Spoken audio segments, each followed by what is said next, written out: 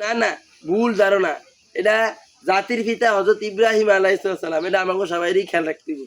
কেউ যদি কয় বঙ্গবন্ধু, বঙ্গবন্ধুর কথা কই না, তাইলে এক নম্বর কথা গেল কুরবানি। এইবার কুরবানি দিব কেমনে? কুরবানি হইল যে এই কুরবানিটা এই হালাল টিয়া দিয়ে দিতে হইব, হালাল টাকা। কে কয় যে কিস্তিতে উড়িয়ে কিস্তিতে উড়িয়ে আনি, সুদের টিয়া উড়িয়ে আনি। না না, সুদের টিয়ার কোরবানি, কিস্তির টিয়ার কোরবানি দিলে কোরবানি হবে না। কোরবানি দিতে হইব নিজের কষ্টের টিয়া জুগিয়ে এই কোরবানিটা দিতে হইব। এবার আইয়েন, অনেকে শরিকি কোরবানি দেয়। শরিকি কোরবানি দিতে গেলে সবাই জিজ্ঞাসা করবেন টাকা হালাল আছে কিনা। টাকা হালাল থাকলে এই কোরবানি হইব।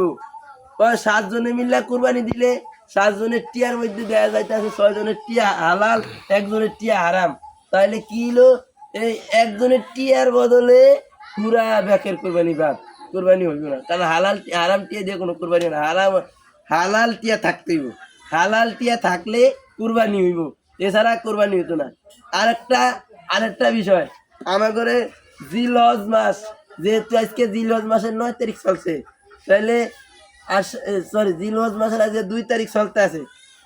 জিলহজ মাসের আজকে 2 তারিখ চলছে। আর সামনে আইতেছে আগামী, আজকে শুক্রবার, আগামী শুক্রবার হইল 9 তারিখ।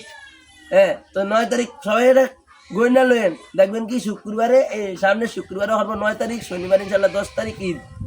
তো জিলহজ মাসের 9 তারিখ এই ফজর থেকে নিয়ে এই 13 তারিখ আসের পর্যন্ত, অর্থাৎ শুক্র, শনি, রবি, কেন ওই কত 9, 10, 11, সোম, 12 মঙ্গলবার, মানে শুক্রবারের থেকে মঙ্গলবার পর্যন্ত, শুক্রবারে ফজরের থেকে নিয়ে মঙ্গলবার আসর পর্যন্ত আমি করে তকবীরে তাশরিফ দিতে হইব। তকবীরে তাশরিফ কি?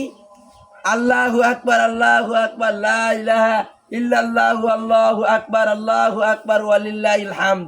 এটা তো সবাই পারি ইনশাল্লাহ, কেউ পারি না এমন কোনো না, সবাই পারি। এই তকবীরটা জিলহজ মাসের 9 তারিখ থেকে, অর্থাৎ শুক্রবারে ফজর থেকে নিয়ে মঙ্গলবার আসর পর্যন্ত সবার খেয়াল থাকবো। যদি কেউ যদি ভুলে যান তাহলে জিজ্ঞিয়ে লইন কবে শুক্রবারে ফজর থেকে নিয়ে মঙ্গলবার আসর পর্যন্ত। আল্লাহ রাব্বুল আলামিন আমাদের সবাইকে বুঝার মানা আমল করতে। আর একটা কথা, এই জিলহজ মাসের 9 তারিখ অর্থাৎ বৃহস্পতিবার, এই যে আইতে আছে বৃহস্পতিবার, আর এই জিলহজ মাসের 9 তারিখ হলো ইয়ামুল আরাফা। এদিকে মুনাজাত দিব ইয়ামুল আরাফার দিন, শুক্রবারে। হ্যাঁ ঠিক আছে, সরি, বৃহস্পতিবার কই রাখছি, বৃহস্পতিবার না শুক্রবার। এই আগামী শুক্রবার ইয়ামুল আরাফার রোজাটা রাখতে দেবেন। ইয়ামুল আরাফার রোজার ফজিলতটা কি?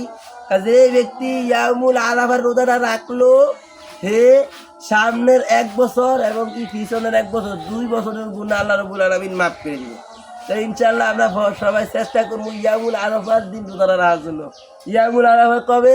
ইয়ামুল আরাফা হলো সামনের শুক্রবারে, সামনের বৃহস্পতিবারে রাত ভাত খায়া শুক্রবার, আবার কই না হে আগেরটা, এই সামনে শনি, রবি, সোম, মঙ্গল, বুধ, বৃহস্পতিবার রাত ভাত খেয়ে শুক্রবার রোজা রাখবেন। শনিবারে যেহেতু ঈদের আগের দিনের রোজাটা সবাই রাখার চেষ্টা করবেন। আল্লাহ রাব্বুল আলামিন আমাদের সবাইকে বুঝার মানার আমল করার তৌফিক দান করুক ইনশাআল্লাহ। বাদ বাকি আলোচনা আগামী সপ্তাহে।